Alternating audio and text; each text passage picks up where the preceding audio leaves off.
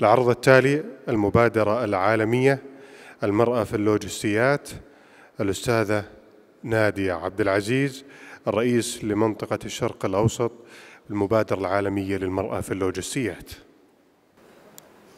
السلام عليكم ورحمة الله وبركاته. I'll be speaking in English today because I think everybody was speaking in English, and to help everybody understand what I'm going to say. First, before I start, I'll just introduce myself. My name is Nadia Abdulaziz. I'm from the United Arab Emirates, but Saudi is very close to my heart. And I am the chairperson for the Women in Logistics Middle East region, which is a chapter of the Global Women in Logistics and Transport, part of the CILT, Chartered Institute of Transport and Logistics. Okay. First and foremost, I'd like to also thank all the organizers, the Ministry of Transport in Saudi Logistic Hub, His Excellency Dr. Nabil Al-Amoudi, Minister of Transport, and congratulate every Saudi who is here, and King Salman, as well as the Crown Prince of Saudi Arabia, Mohammed bin Salman, on the great positive transformation taking place in Saudi. I keep traveling to Saudi and I keep seeing positive change. I'll go through the agenda. Now, this positive change requires also women empowerment. This positive change is the right way to showcase and strategically position Saudi Arabia to the outside world, keeping in mind its strategic location in terms of being a strategic logistic regional hub. Another good thing that I've noticed is being open, because I have a lot of inquiries on investing in Saudi, so the openness, ease of visa, foreign FDI, logistics hubs being available and introduced in Saudi Arabia will change the economy. And one of the main pillars also of enhancing the economy is empowering women in the workplace, which we will tackle in my presentation. So I'll briefly give you an overview of CILT, which our friend was speaking upon yesterday, Mr. Keith Newton, Women in Logistics and Transport, and the structure in the regions which you can use to network on a global level, and how it can be incorporated in Saudi and it can benefit the Saudi economy. So as we can see, the population in Saudi Arabia is just above 3.34 million, 0.14. And fortunately, you have more men than women.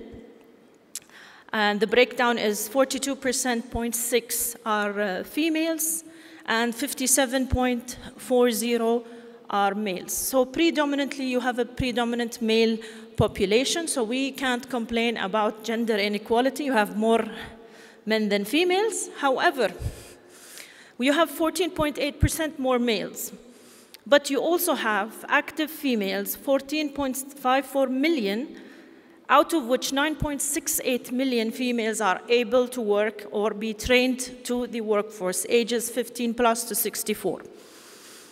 Since we know women try to retire earlier than men, and men like to work even above 70, you'll still find men working and enjoying work. Now, to be in line with the vision 2030 that was introduced by Crown Prince Mohammed bin Salman 3 years ago, the diversification of the economy and non-dependent on oil is one of the key sectors, and focusing on education, tourism, recreation, as well as infrastructure, heavy investments in infrastructure. The presentation before me was showing cargo coming in from Dubai. Dubai airport being one of the busiest airports around the region. And that didn't happen in one day. That was heavy investment in infrastructure. Saudi has the finances, Saudi can achieve this, and Saudi also has the strategic location and connectivity availability. Now, this vision is going to focus on making Saudi a powerhouse and focusing on making Saudi a strategic logistic area for business. It will focus on various sectors: industry, mining, energy, and finally logistics. And that's where CILT and Women in Logistics will come in and help achieve this vision. The above industries, all, whether it is trade, industry, mining, energy, Even the hotel industry, fashion industry, it all relies on supply chain, logistics, last mile delivery, etc. Some of the facts. Now, the government has invested around 240 billion in infrastructural projects, and it will get a return of 18 billion to the economy. 224,000 new jobs will be created from now up to 2030. Unfortunately, the females in the logistic industry in Saudi, as mentioned yesterday, occupy 3.8%. Now, the target of the government is to reduce unemployment to go up to 7% from around 11.6 up to 7% by 2030. How are we going to do this? That is the role of the employment agencies, educational agencies, support from the government, and most of all, also the private sector. So this is the Vision 2030 and various things that are part of this vision. Now, as per this vision, we also look at KPIs and how these KPIs will be achieved through this vision. When it comes to logistics, we are able to offer trainings, certified trainings, collaboration between various countries to support the industry also in Saudi and the females in Saudi. These are the various targets as per the government's view for 2030. So there is huge emphasis on moving away and increasing the private sector contribution to the GDP, SME contribution, which is one of the major contributors to the GDP overall, and increase in exports contribution to non-oil contribution to GDP. And when it says exports, imports, that is also supply chain logistics. Increase of Saudi nationals in the oil and gas sector.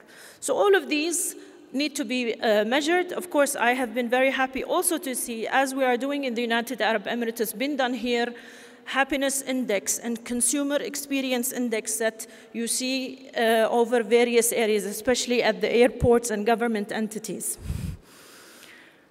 Reduction in unemployment.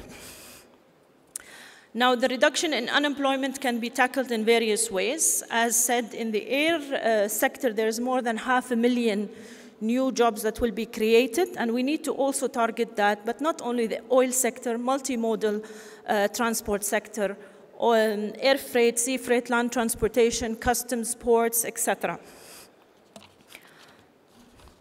As mentioned, we are offering certified programs. Now, with the introduction of Saudi to the single window fasih, the TIR certification for transport, ATA carnet for temporary imports, exports, as well as authorized economic operator, these are all trade facilitation devices in coordination with the customs. Have we trained our women to be part of this? Have we trained our women to be part of the trade facilitation and customs initiatives in Saudi Arabia and in the region? I don't think up to the full potential, but we can. And we have all the experts from around the globe who are here with us to work on that, as well as the CILT team in Saudi Arabia. I'll go through few of the points. Right now, if you see the women in employment in Saudi Arabia, it is at 23%, and the aim is to be at 30% by the Crown Prince in 2030. As I mentioned, 3.8 only in the logistics sector. And in 2011, women in the workforce were 90,000. However, recently it's above 600,000. We go to CILT. When I speak about CILT, because Women in Logistics is a chapter of CILT. CILT is a global entity, non-profit, and it offers training. It has been incorporated 100 years ago in the United Kingdom. The honorary patron is Her Majesty the Queen of England. And they do host global conferences, 3 annual events rotating around the globe, one also in China, one in Africa. Our colleague just left to the one in China. And they offer scholarship programs, certified programs, diploma in supply chain, internships, and much more. Also, CSR initiatives which help the logistics industry. Now, when I talk about also CILT, we do mentoring, leadership programs, professional global network platforms. So if you are from Saudi Arabia, you are able to network with people in 50 different countries within the same supply chain logistic platform, attend the global events, and take their training courses, which is supplied right now in Saudi Arabia by Melli Institute.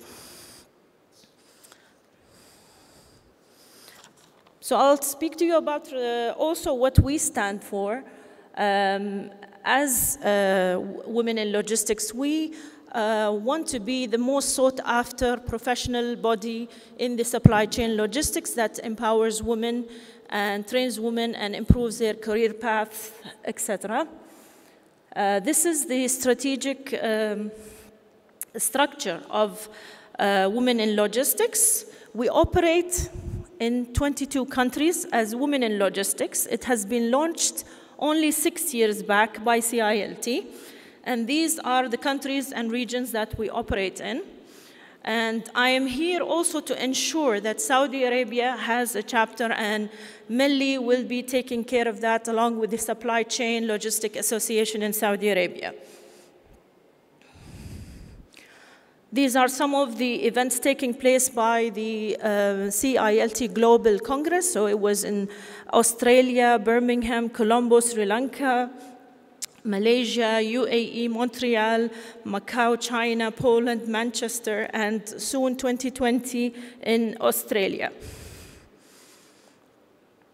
As you can see, this is the first launch of the Women in Logistics in 2013 in Sri Lanka. One of the strongest chapters that we have is based in Sri Lanka, which has an excellent mentoring program for females in the industry. And Women in Logistics also works very closely with the government to advise the governments on rules, policies, legislation related to the freight industry, because also, as WiLAT, we work very closely with CILT, which is a professional network body, and we're looking at the best practices in the supply chain logistics industry. As I mentioned, this is our logo. Women, as you say, behind every great man, there is behind every great man, there is a woman, and behind every great man, woman, there is a man. And I believe in that because my personal motivator was my father, who pushed me to start work even before graduation. And the logo stands for inspiring and leading and being gracious and motivating each other and creating an impact. Now, as I said, we focus on empowerment through the appropriate network platform, training, connectivity, working closely with the government in all the countries that we have, mentorship programs, coaching the younger women in this industry to enable them to achieve their full potential in their career paths, leadership. And we also focus on CSR activities. One of the countries where there was huge CSR activities is Nigeria. They were supporting women to start working by offering them complimentary free bicycles, because in Nigeria, the mode of transport was difficult, so the Women in Logistics started contributing by giving free bicycles for women to enable them to go to work. We do have subcommittees, so every country can have different subcommittees working on different initiatives in relation to logistics, opportunities, bottlenecks, and also coordinating with the government bodies to help the government grow in various sectors within the logistics supply chain. These are some of the events we've hosted. I had been part of a Logistics Global Congress in New Delhi, India, and we had met with the Minister of Finance as well as the Indian Economic Advisor, who's there in the photo with myself. and a few photos of the ladies in some of the events. As Women in Logistics UAE, we hosted the event for them in the United Arab Emirates 2015, part of the Global Congress, and awarded a woman at the event at the Burj Al Arab. And it was attended also by one of the princesses from Nigeria who's managing one of the important ports in Lagos. As a UAE chapter, we have training courses, workshops. This is one that was done at the customs premises, Dubai Customs. Here, networking event, breakfast networking event and mentorship, and also awarding the top student from Heriot-Watt University, supply chain logistics course for men and women, and the top student was a female.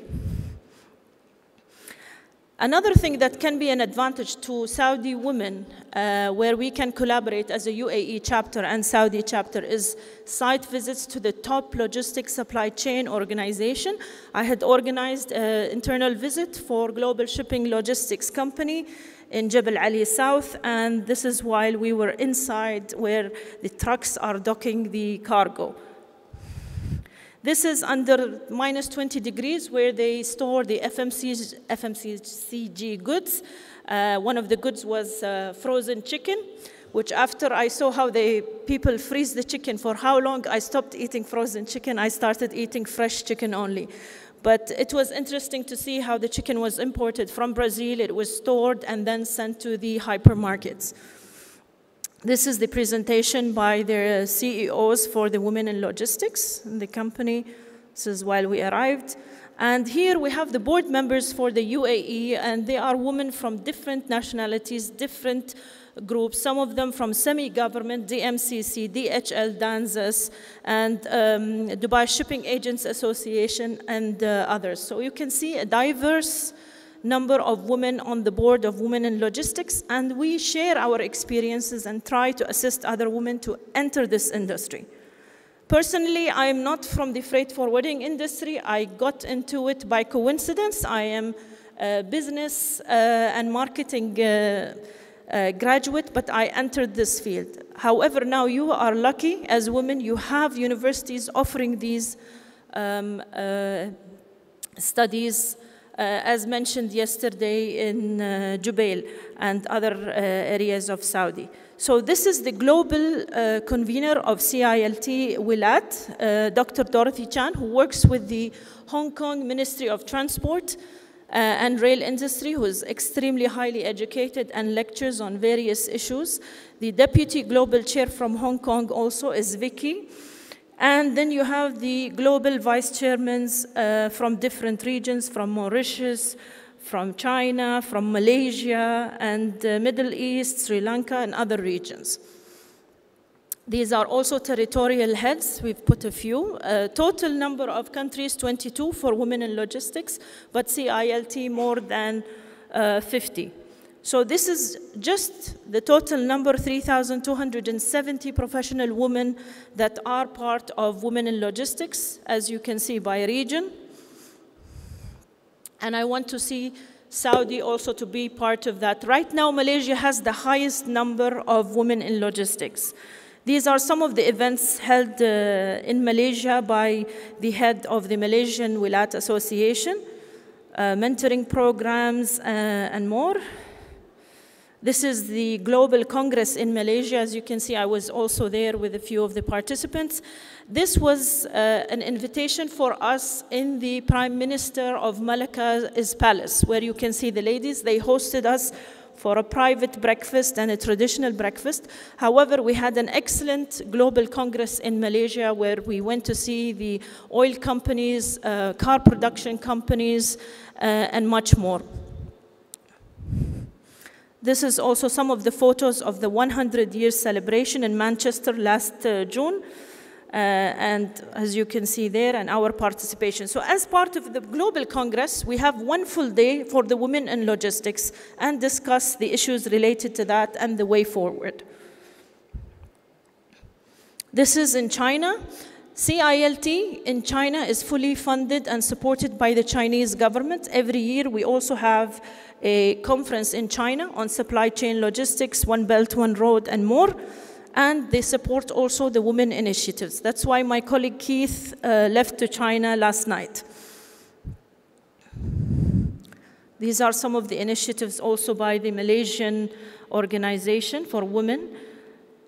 And they also have a lot of halal logistic initiatives which might be very interesting to Saudi Arabia. As the chairperson for Malaysian Association, lectures on halal and supply chain logistics in various universities. That's also some of the events held by Malaysia, also for the females, for the Malaysian Army, interview with Paris government officials. Some of the other events. So every association of WiLAT has its own membership, its own events, and then you have the bigger picture of CILT global events, which we are also part of. So as you can see, some of the events taking place in South Korea, Jakarta, India, Hong Kong, Singapore, Malaysia, etc. And as I mentioned, last but not least, Nigeria and the CSR projects that have been done in Nigeria. Another thing of the CSR activities is also exchange programs and scholarship programs that we offer our members. This is a conference in Philippines about halal logistics by the head of the Malaysian Women in Logistics Organization. These are the chapters in the Asian region headed by the Malaysian WiLAT. And this is what I'm aiming for, to introduce it in Saudi Arabia and the neighboring countries. And I'm sure we can beat Malaysia in terms of numbers if we introduce it to Saudi Arabia. These are some of the events I've had in UAE at the World Trade Center for the ladies. Women in the shipping industry at the Break Bulk Show. And also, I can see collaboration. In the United Arab Emirates, we have the Dubai Women's Establishment Program. It's a government entity that looks at all the women issues, empowers women, looks at employment, and hosts the Global Women's Leadership Program, which was attended by global women leaders, supported by His Highness Sheikh Mohammed bin Rashid Al Maktoum, as well as the Crown Prince. And I'd like to also have collaboration between Saudi entities empowering women along with the UAE-based entities. This is fully supported and headed by Her Highness Sheikha Manal bint Mohammed bin Rashid Al Maktoum. We also have programs by Her Highness Sheikha Fatma bint Mubarak, the wife of late Sheikh Zayed, who was the ruler of the UAE. And these projects are mainly empowering women. 20 years ago, we didn't have women working everywhere in the UAE. Because of the government support, of the leaders' push for women, that's why you see a lot of women in various industries in the United Arab Emirates. Christine Lagarde at the Women's Leadership event. And these are various areas for women to network with various global entities. These are a few of the interesting contacts that maybe some of the women may want to be part of: Business Women's Council, shipping organizations, chamber councils for business women, along with CILT and Women in Logistics. Some recommendations that I think for the governments is to introduce programs, look at the various sectors. As said yesterday, look at the different types of job positions, job descriptions, and try to introduce training programs in line with the government and private sector requirements. Empower women and start heavily from the government side, because that's what worked in United Arab Emirates, and then from top to down.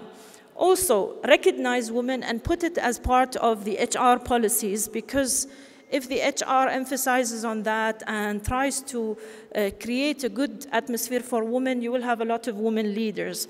As you know, in the United States, more than 36% of the boards do not have a lot of women, and women contribution also to the GDP is important. As you know, when you have more women in the workplace, you're going to have higher living standards, improved economy, positive independence, because you don't want your daughters to always be also dependent on you or your wife. You want them to be able to stand on their own. God forbid anything bad happens or an emergency, your daughters, your wives can stand on their feet and be confident because you have given them the right tools in education, training, and offering opportunities in the workforce. And if we increase the number of Saudi women in the logistics sector, we will also depend less on foreign employment. And I think we should start from schools, marketing the sector in the schools, training the girls from the schools as well as the boys, and then moving on to the universities and internship programs and employment programs. So if we have the right influence and resilience and offer creative programs to the ladies, I think they will be entering the logistics sector. The logistics sector is a male-dominated sector. It's not very attractive, but right now it has very healthy, sustainable job opportunities. And one thing that I'd like to share is the UAE, we didn't have, like I said, many women working. Right now, the rules have changed. We have more than 9 ministers, female ministers. We had the youngest youth minister, and she was a female. Happiness minister, it's a female.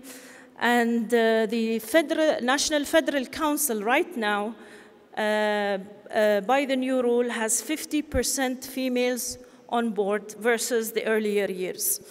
So we see more female engagement, more female importance. As I know, also Saudi women have been more empowered, better legal rights for Saudi women recently, and I think more jobs and opportunities have been available for Saudi women.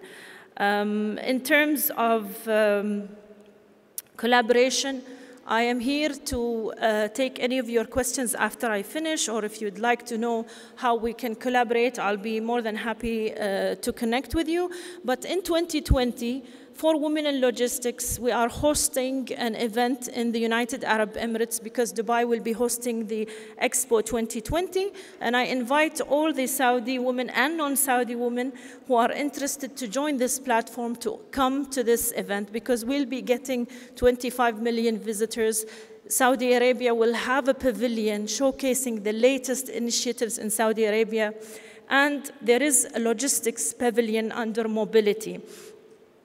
As you can see, it will also, this mega event will have a $100 million fund for entrepreneurs who have ideas. And these entrepreneurs do not have to be from the United Arab Emirates. 40 projects have been awarded financing through the Expo platform. Details of the event will be put on the CILT website and Global WiLAT website, as I mentioned.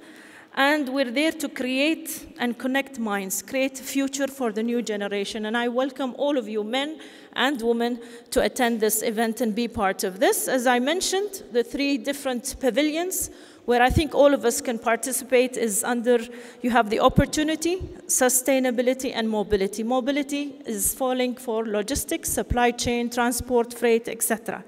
So these pavilions will showcase 190 countries' latest ideas, innovation, entrepreneurship, things under these pavilions, and it's open to all. It will take a 6-month period from 20 of October 2020 to the 10th of April 2020. Hopefully, we will also have the Hyperloop ready in the United Arab Emirates, so it will make life easier for us to mobilize. And I'd like to thank all of you. If you'd like any information about Women in Logistics Saudi Arabia, hopefully you can ask Mr. Amr from Melli and the UAE chapter. I have put the contacts on the board. Anything else, you can get it off the CILT Global website. Thank you so much.